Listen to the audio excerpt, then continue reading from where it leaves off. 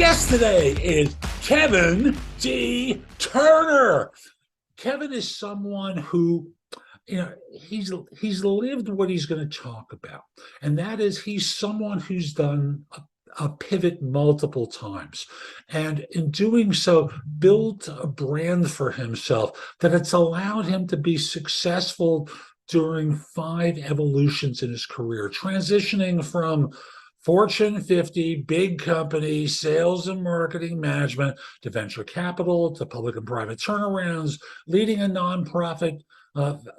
nonprofit 50 internationally, and finally proving it to himself by turning a side gig into a 10-year successful business.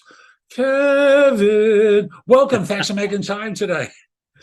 Jeff, I'm excited to be here, and I like your energy. So where do we go from here? I think we have a pretty good idea of that. And folks, just so you're in on the secret, we're going to be talking about building a digital brand in order to maximize your exposure, the audience. You can lock down a good part of your career and be much more effective, much more easily. So maybe I could just start by asking you, Kevin, why does everyone hate the idea of personal branding? And everybody does. And it's because we don't want to realize we are a product in this society, right? And if we can package ourselves so that others understand our value, then we're going to move farther forward, right? We're going to get to where we want to go. If we step back and allow others to brand us, we don't know where we're going to go. We have no control. And so I think that's why people get upset with it. They're not sure what it is. I've never had to do it before. What is this? Why? And why do I have to then take it out to the internet? They're uncomfortable with it until they understand that it gives you control of where you go. And I don't know if I want control. Like Big Mommy Company has been telling me for the longest time, I've got this job title, and that's who I am, is my job title. Isn't that good enough? You can ask many people, and there's always a point in their life where that same company that told them everything to do then told them to go home. And if it didn't happen to them, it happened to many people. And the time you don't want to begin the process of figuring out that brand, getting it out there, getting known for something is not when you're unemployed, right? You want to do this. You want to brand to kind of land your opportunities, whether you're employed or not employed, but you don't want to have to try to ramp it all up at that point. And I think that's one of the big surprises that people realize is if I do this and I continue to do it, then I may not ever get into that position again. I'll always be in demand. And I think that's a big piece of it. And how did you start thinking about it in your life? What made you start to think about developing that personal brand that allowed you to do these different transitions? Well, I was always in branding and marketing and sales, right? And to me, they're all integrated. They all support each other. And the concepts are very similar in how do you get all this stuff done. Now, I was with Sony Corporation and went off into a joint venture with Sony, Qualcomm. And one day they put 600 of us on a phone call and they said, by the way, there's a FedEx envelope heading to you. Put your car keys in there, put your laptop in there, and it's goodbye. And there'll be a letter in there from HR if you get any transition stuff. So right on the phone, 600 of us, a whole division, closed doors, and we were sent on. No warning, And I looked at that, and at that point, I said, I don't want to do what I did. Because Sony actually invited me back to come back into the general audio area, and I was in Cell at that time. And I said, I want to do something different. And so I knew to be able to kind of make the change I wanted to make, I had to package myself, just like I packaged products, just like I sold things, for a Fortune 50 company. I had to then look at, what do I bring to the table? And what I wanted to do was start a company through venture capital. So I packaged myself as somebody who could do that, somebody who could understand really how to bring things to market. And that was what I did in that process. Now, that was before, LinkedIn and all the other kind of social platforms that are out there. You did a little more manually. right? You had to have the Were there story. dinosaurs out there too? Yeah, they were. That was one of my business models. Training dinosaurs. No, but it really, it came to kind of, I guess, that stage where I really realized that I am the product. I've got to package and sell myself. And so how do you do that? And a lot of it goes back to looking at, not just what you've done, because sometimes what you've done isn't what you want to be known for, right? And that's a problem that people have. And I always call it kind of what I call personal blanding. And that's when people throw everything they've ever done into it, right? And they say, this is me. These are all the things I've done. But that doesn't get you farther forward. That's not branding. That's blanding in the sense that you're putting things out there you don't ever want to do again. I look at in the past, I used to be really, really good at doing payroll and taxes. If you do payroll and taxes right, and this was before software, nobody says thank you because you paid them, right? They did the job, you paid them. They're not going to say thank you. You get it wrong one time, and they're knocking on your door at 11 o'clock on Friday night saying, my paycheck was short. We got to go back to the office. You've just spent 80 hours at the office. You're not going back. I had to give them cash. So you will never see, as part of my brand, the fact that I can do taxes and accounting and payroll. That'll never be part of my branding. And if you go into my LinkedIn profile, it's not there. You can't find it because I've decided to create what I want to move forward with my brand. And that's really critical. You don't make it up, you refine it, and you focus it to help you get where you need to go. And I always think in terms of, number one, who knows about you, and what do you want to be known for? Absolutely. And what are they paying for? Yeah. Because there's some things we're known for that they're not going to pay for, and it is so true. And thank you for adding that in, because you're absolutely right. And folks, as you think about your branding, if you're only known by the people on the fourth floor in the office building you work at, that's a pretty small universe, no matter how large that floor is. Yeah. There's a world out there that social media can bring you to, LinkedIn can bring you to, that allows far more people to know about you and get a sense of how you think, so that they get to trust you and think of you in this way. And you can invent yourself online as long as you can back it up. And for people who are afraid of the word networking, right? And I always tell people, networking always beats not working. It isn't easy, right? It's tough. But the beauty of digital networking is it's a lot easier, kind of hiding behind a computer screen to a degree. You can reach more people. You can involve more people. You can build relationships faster digitally than sometimes you can in the real world. So if you show up to a meeting, but what's interesting is the principles are the same. You don't show up to a networking meeting and go around and say, I can solve your insurance problems, right? Because nobody's going to talk to you. You go in there and you've got to be personable. You've got to help them kind of know, like, and trust. That's that Bob Burg go-giver statement, right? You've got to get them there. And so a lot of that involves your personality, not so much your personal information, but your personality. And you got to get in there and you got to win them over. And that's how networking is done. And that's why people always go into networking in the wrong way. And digital networking is the same. You want to get out there, you want to be known for something, you want to help people, you want to provide value. And then you want to take that same digital relationship and you want to bring it into the real world. Because if you don't take that extra step, it just kind of fades away. It just becomes digital, becomes another number. Right? So you do want to bring it into that real world, but the same things that we do outside work inside digital. And the same thing with what doesn't work, right? If you went into that meeting and you passed your card out to every single person in that meeting and then walked out, they probably wouldn't call you. It's the same thing of sending spam emails, right? Or DMing people all the time or chasing them around LinkedIn and leaving, hey, why don't you call me messages for them? Doesn't work either. So that's one thing you get, if you get to understand that, you'll go far in the process.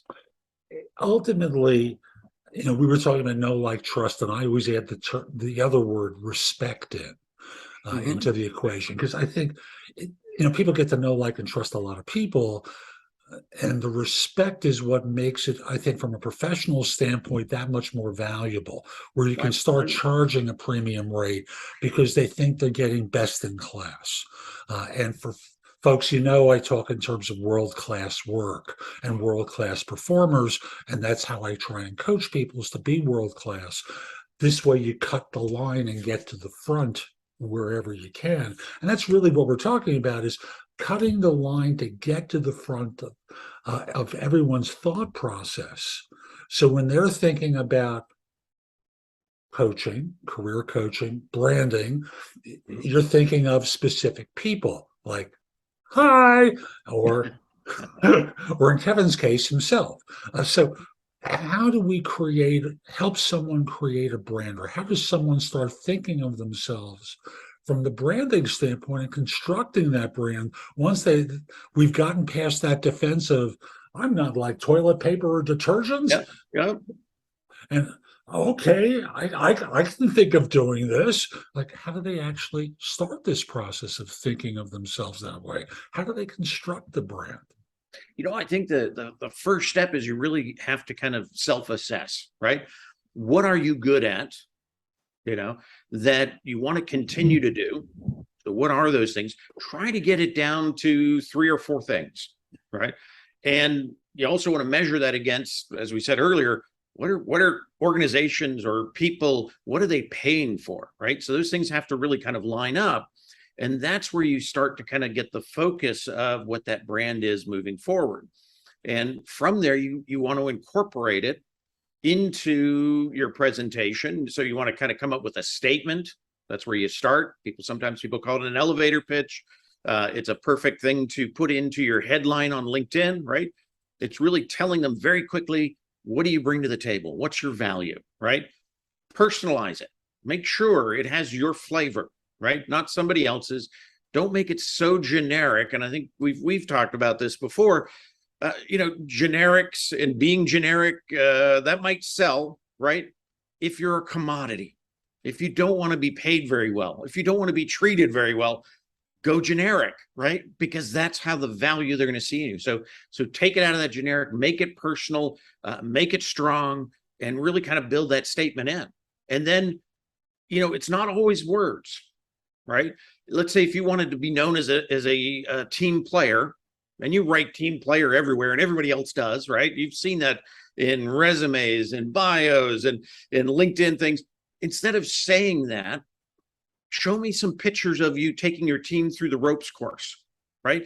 Or show me pictures of you giving awards to your team members, right? Show that. So the visual component of this is really important as well. It's interesting because we're now far more visual than we used to be. Used to be a lot of text, and people would do the white papers, and the white papers were all lots of text with a little bit of graphic in there. And now everything is so much more visually oriented. Yeah. And I'm going to be proactive here and say, but I don't like having my picture taken. And I don't like doing video. Do I have to do this kind of stuff? If you want to be successful, yes. Perfect answer, because that's my thing. That's it. And that's what people want to know, that you are successful by putting yourself out there, by bringing your image forward, and obviously being able to back it up with your proof metrics and everything else and the wording. But by doing that, you stand out front, because 95% of the other people out there aren't doing it. But if you want to be in that top group and you want to move forward and you want to be the person they remember, right? Then bring that in. If you only talk about the words, or you only give some visuals without you in there, how are they going to remember you? And the brain, most of us are visually wired. I think, as they say, it's like 80% of us are visually wired, how we accept information. And that's why graphics have come into play. Even Wikipedia used to be solid text. Right now it's got pictures all throughout it. We're that visually wired. That's how we pull things out of our memory. So if you can create that visual wire and part of your brand, you're going to be easier to remember. And you think about it, have you ever picked up an old picture and you haven't seen it in years, or maybe you never saw it at all, and all of a sudden all these memories come back, memories you didn't even know you had, and it was all in that visual. So, you know, make sure that you are incorporating it. And that's why it's important to get into those visuals. You know, none of us are really comfortable with it. And I think the ones that are, I worry about those people, but, you know, but we need to do it. We need to appear as people, because otherwise we're just digits in a digital pattern, right? We don't want that. We want to kind of break out of that, become that person, become memorable, you know, in that process. So I think it is important to do. And again, the goal is cut the line to get to the front. If you go. want to be with all the other people standing online, standing there quietly, waiting for the movie theater to open up, you can do that. That's But true. if you want to be the person who they lift the ropes up for and allows to walk into the nightclub at the very beginning, you know, these are among the things that really serve you. There's a metaphor, the third door. There's a front door to the nightclub, there's a back door, and then there's the third door. And we're looking for the third door time and again that allows you the premium place of entry, that allows you to be very effective and create an image for yourself that allows you to be advantaged all the time. Fantastic. I love that. That just the image of the third door, right? I can see it. So it makes sense. Afterwards, we'll talk about Steven Spielberg and his story of the third door and what he did. But folks, just to be clear, we're talking about building a digital presence for yourself so that you're not bland, you are a visible expert at whatever it is that you do, so that people will start thinking of you. And when they're trying to hire someone, or you know, if you were a business owner, build a business around you, and some of you are going to be doing side hustles as part of what you do to develop your branding. You know, this is the way to do it. So in building a digital presence for their brand, what sort of things, where, how? Tell us everything, Kevin. Come on. I was going to say that my favorite place, and I think the place that you have the most control as an individual, is LinkedIn. You've got your profile, right? Which to me is a sales brochure, right? You got pictures in there, you got words in there. It is part of the process of selling you, right? But it is just a brochure. If you left a brochure on a counter and hoped people would buy the product, wouldn't happen, right? So that is your brochure. You got to perfect it. You got to have the right image, the right message. It's got to be strong, but then you've got to work the campaign, right? The ad campaign to get them in. And on LinkedIn, you've got a lot of different avenues as your ad campaign. You can, you know, read in your feed and comment, right? Add some added value to the discussion and build from there. You can go into audio rooms and get on stage and talk with people. You can actually do audio rooms, right? You can do newsletters on LinkedIn. You can do live sessions on LinkedIn. They're giving away what we would have to have paid for before, right? They're basically giving you a radio station or a television station saying, here, use it. And so you definitely want to get in there, use it. But sometimes it starts with the basics, right?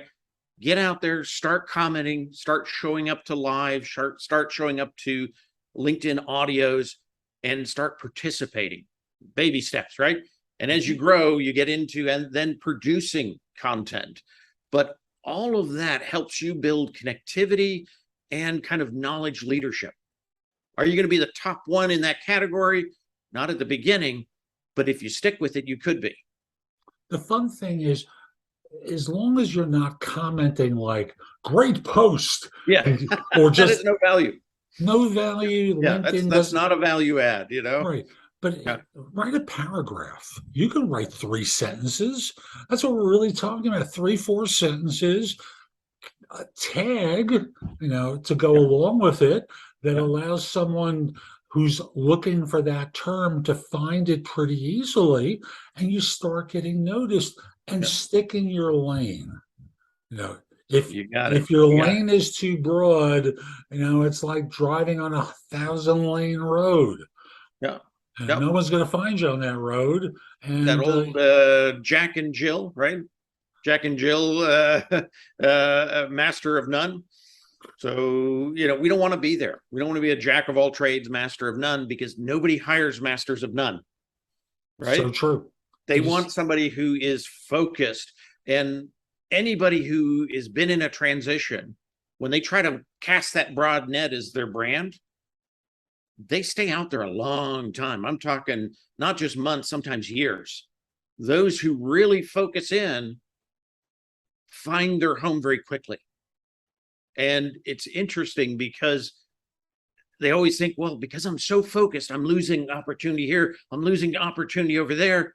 No, what you're actually doing is you're getting the opportunity that you're going to do the best in. So kind of focus towards that, find out that focus and kind of laser in on it. And everything you should do on LinkedIn should have that in the back of your mind, right? Should be in part of that messaging.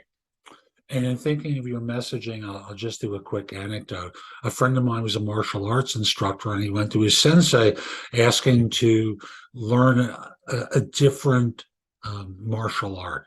And his sensei said, "No, you stick with this." And he asked, "Why, sensei?" And he said, "Well, if you've seen a dog chase a rabbit, he can catch the rabbit. Dog chases two rabbits. How many rabbits does he catch?" And truthfully, that's what happens if your brand is too large. Yeah. It becomes too diffuse, and Mhm. your expertise doesn't show up in any one particular venue.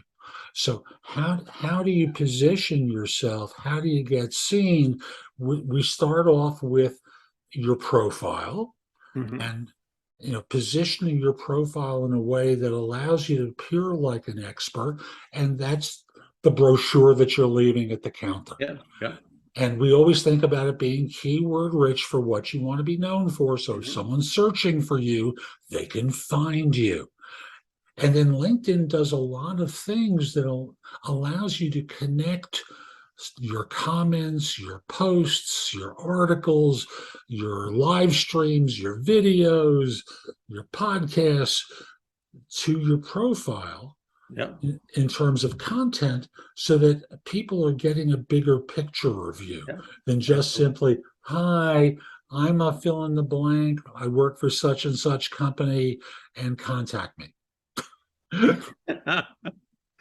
And one of the things that and this is kind of a secret on LinkedIn, Alda's branding is great, but if they can't find you, they can't find you, right? One thing I tell everybody on LinkedIn is it's the world's largest database of resumes, 855 million strong now, right? How do you be the top choice when somebody goes out and searches on the internet, right? And they're looking for something? How often do they go past the first page, the second page, the third page, the 15th page? They don't, right? You usually find it in the first, maybe the second. If you're a researcher, you go to the third page. LinkedIn is the same way. Now, the way to get on that first page on LinkedIn is to respect LinkedIn as a database. So when you're in LinkedIn and you're filling out things like titles, right? When you're in your experience section, you're filling out a title, type it slowly, watch for the drop down box, and it's going to give you the filters that are inside the database. So many years ago, I helped the head of HR transition for Yahoo, and he couldn't figure out, nobody was finding him on LinkedIn. And part of our process was, we got to get your market value title. His title, internet company, right, was Cloud9 Navigator. There's not a single recruiter out there looking for a Cloud9 Navigator, right? And so by changing that to Chief Human Resource Officer, he was scooped up within a month. And he'd been out for some time looking, and this was the kind of the factor. Now, even down to one of the biggest mistakes I see is that same problem in education. If if an upper education is required, or even certifications in certain areas are required for a job, if you didn't fill that out correctly, and what I mean by correctly, you type slowly, and if you see the drop-down box, you take one of the drop-down filters, you might put in their Bachelor of Arts, and LinkedIn won't recognize that because they see it as Bachelor of Arts -BA. That's in the filter. Yours is not. You don't have an education. So respect LinkedIn as a database. All these other components are important, but we also have to get them to land when they're searching for us, right? And keywords, as you mentioned, are important. One of the things I highly recommend people do as they're building out those brands is to figure out what those keywords are that move them forward. And LinkedIn has a great tool, and it's on their GitHub. I'll tell you what it's linkedin.github.io/career-explorer. Now, what's cool about that, and it's kind of LinkedIn's version of their Skunkworks, right? This group that does this. And what's really cool about it, though, is through that process, it pulls in your information from your profile. You type in a market that you're in. You type in the title that you want to get to next, or the one that you have, and it's going to tell you all the keywords based on the data within LinkedIn. So everybody else in that area that has your background has those titles. These are the keywords they're using, and it's the ones that the recruiters are searching for when they're looking for you. And so if you can incorporate those into your skills area, your assigned skills, and the content, right, of your profile, you're going to be more likely to get them to your brand so they can understand who you are. So most people don't realize that. And again, it goes back to kind of respecting it as a database. So on titles, Yes. unless it's in the drop down, slash titles don't really work. That's right. And by that I mean, folks, programmer slash developer slash manager. /CFO. Yeah. That worked actually about 10 years ago. Anything that went into that line was almost like a keyword holder, right? And it was before LinkedIn started to put these filters in for basically 65% of its revenue stream comes from selling members to other members, right? From Talent Solutions and Sales Navigator. Well, the only way you can make sense of 855 million files is to have some sort of order, right? And so part of this building our brand is we want to make sure we're using those filters that are helping us be found. It's just like if we built a brand on Google, right? We want to respect Google SEO. We got to do the same thing here. So that's one thing that's I find fascinating about this is it's not manual like it was before, like the dinosaur training days, right? Now it is also affected by digital processing. So we got to get that component right of our brand, and keywords are really important. And that GitHub LinkedIn piece, huge information in there. Excellent. And I know because I used to do recruiting, they sell a product called LinkedIn Recruiter, and it allows people to search using different fields. So it's the company field is one. Yeah. And thus, is it JP Morgan Chase? Is it JP Morgan? Is it JP Morgan Securities? Pick the one that you're a part of and use their term for it. They have ranges on years of experience. They have universities, degrees, a whole host of different things. And of course, geography. Another one that they brought in recently is, do you follow the company? That's now coming up on Talent Recruiter. Do you follow the company? Do you have connections within the company? So if you're trying to build a brand and you want that company to respect you, follow the company and build connections within the company. Nobody ever checks and actually asks the connections, do you know Jeff? They just go, wow, Jeff knows 37 people in our company. He's going to fit in perfect. And right? how do you build those connections other than, hi, I'm connected to, I'd like to connect with you. How do you build them? I always say follow first, right? And join the conversation. When they post something, add that comment of value, right? When they comment, give them a reaction or say, hey, I see the same thing happening, Jeff, in my area, and this, and this, right? Add value to what they're saying. And ultimately, you then can send them an invitation saying, hey, Jeff, we've had a lot of conversations.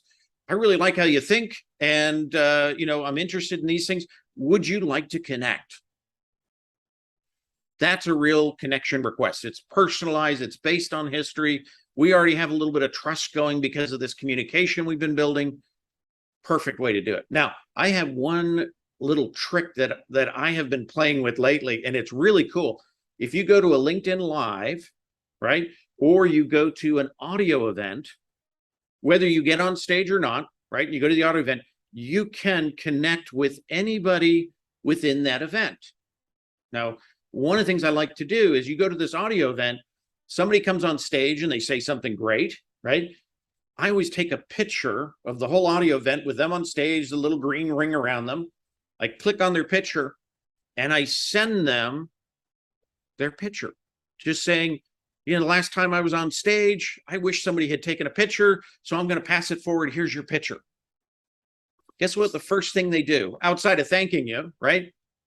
It becomes their next day post, and they say, and thanks, Jeff, because you sent me the picture. You've got a relationship. It's such an easy thing. Yeah. So there's simple things like that, just like they work in the real world. If somebody was up giving a speech in a room and you took a picture, you shot a little video off your iPhone, whatever it was, and you gave it to them, right? Giving is a kind of a good start. And so LinkedIn can be used the same way. You can build really quickly that way. There's a woman I knew many years ago who was one of the early commodities brokers at one of the houses on the street when women were first breaking into commodities trading. And she would, in the olden days, the dinosaur days, send articles to people that she thought would be interesting to them. And we're talking about the modern equivalent of pictures, GIFs, articles, what have you, comments that allow people to see you're extending yourself to them so that you get noticed. And I see people doing that with me now all the time. They're trying to sell me podcast hosting services or podcast promotion services because between my YouTube channel and my podcast, I'm very visible, and they're all trying to promote to me. But for you in your career, because this isn't about job hunting, it's about career development and career planning and career management, so that the ducks are lined up for when you need them or for when they might need you, so that you don't have to put in the effort out of desperation later on. You're able to put yourself in the position of, again, being at the front of the line. Networking always beats not working. I love that. Keep it going. Keep it going all the time. You'll never have to find a job. Jobs will find you or you'll find that job, but networking will always beat not working. It's uncomfortable, but you get good at it, and then it becomes actually fun, and then you help others do it, right? But it will always provide opportunity. I love that phrase. What haven't we covered yet that we really should today, Kevin? Oh, why? I think what you do is incredible.